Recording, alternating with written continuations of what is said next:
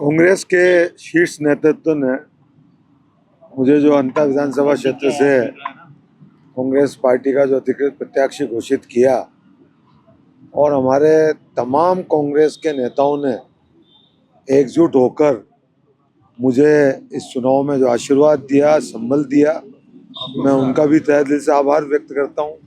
और साथ ही मेरी देवतुल्य अंता विधानसभा की मेरे पिता तुल्य बुजुर्गगण, मातृशक्ति, युवा साथियों ने जो मुझे विश्वास दिया, मेरे प्रति जो विश्वास व्यक्त किया, उनका भी मैं तहे दिल से आभार व्यक्त करता हूं। और मैं भरोसा दिलाता हूं कि जो एक जनप्रतिनिधि का नैतिक दायित्व और धर्म होता है, क्षेत्र में विकास, क्षेत्र में सामाजिक सेवा के कार्य और क्षेत्र में धार्मिक सेवा के कार्य, इन तीनों दायित्वों को मैं पूरी ईमानदारी से निर्वहन करूंगा। और हमारे नेता प्रतिपक्ष सम्माननीय जूली साहब के नेतृत्व में विधानसभा में अंता विधानसभा क्षेत्र सहित जनहित के मुद्दों को प्रभावी रूप से उठाकर सरकार का हम ध्यान आकर्षित करेंगे। ये मैं पूरा राजस्थान की जनता को, अंता विधानसभा क्षेत्र की जनता को भरोसा दिलाता हूँ। आप एक प्रदर्शन तो कर भी चुके हो मंडी पे किसानों के साथ में, क्या मैसेज है उस प्रदर्शन? जो पिछले वर्षाकालीन में जो 3 बार लगातार अतिवृष्टि के कारण किसानों की फसलें दबड़ी, 3 बार उनको आज तक मुआवजा नहीं मिला। उसके लिए हमने जिला कांग्रेस कमेटी के बैनर पर पहले चुनाव के 1 महीने पहले भी हमने प्रदर्शन किया था हजारों किसानों के साथ में, और पुनः भी चुनाव के बाद भी किया है।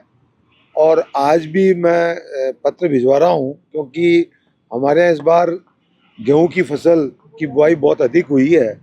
उस मात्रा में यूरिया की सप्लाई नहीं हो पा रही।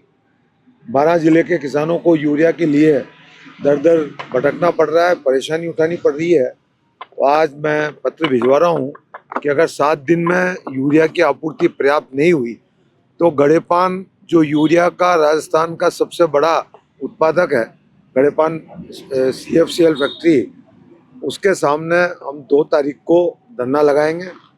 क्योंकि गड़ेपान का जो प्रदूषण है, चाहे वो पानी का हो चाहे हवा का हो, उसका पूरा खामियाजा 12 जिले की जनता को भुगतना पड़ रहा है। और उसके बावजूद अगर 12 जिले की जनता को यूरिया नहीं मिले तो ये हम कदाचित बर्दाश्त नहीं करेंगे, और इसके लिए किसानों के लिए हम संघर्ष करेंगे। भाई जी, चुनाव में बयानों की तलखी भी खूब हुई, आरोप प्रत्यारोप भी खूब लगे, अब काम करने का वक्त है, तो क्या सारी चीजों को भुला करके काम करेंगे या कोई चीज जहन में रहेगी? मैंने मेरे राजनीतिक जीवन में बहुत ही बड़ा मन करके काम किया जीवन में, और आरोप प्रत्यारोप एक राजनीति में एक सहज प्रक्रिया है।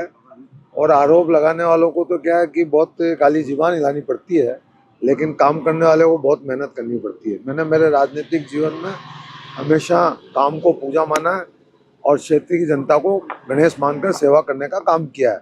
इस कार्यकाल में भी मैं पूरी जिम्मेदारी से, पूरे समर्पण भाव से जो जनप्रतिनिधि का दायित्व है उसको पूरी ईमानदारी से निर्वहन करूँगा। आप पर चुनाव के दौरान पैसे बांटने का आरोप लगा, वो तो भारतीय जनता पार्टी और विरोधी जो चुनाव लड़े थे उनका प्रोपगंडा था, और जनता ने उनको जवाब दे दिया अपना। बीते 2 साल का बैकलॉग कैसे पूरा करेंगे जनता के लिए? जनता, मैं तो पहले भी जनता के बीच में रहता था, आज भी जनता के बीच में, और मरूंगा जहाँ तक जनता के बीच में रहूंगा। तो मेरा कोई बैकलॉग नहीं है।